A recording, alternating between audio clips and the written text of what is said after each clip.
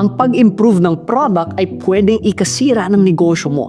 Here's why. Ngayon, imagine may kotse ka na 10 years na sa'yo and alam mong may problema sa makina. So, ang ginawa mo, pinaganda mo. Bagong pintura, new accessories, new seat covers. Pero nung tinakbo mo na sa EDSA, tumigil sa gitna.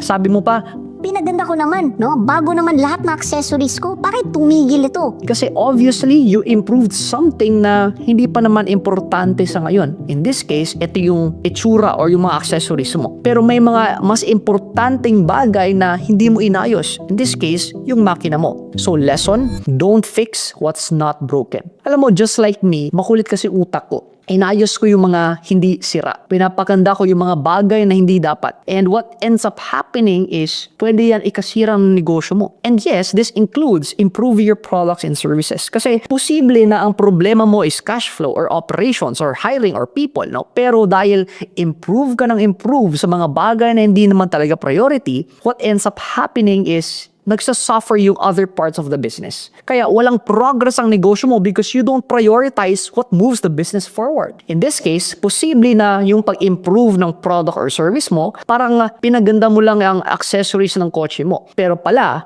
marketing pala yung problem mo. Sales pala yung problem mo. In this case, ito yung engine ng kotse na pinabayaan mo lang.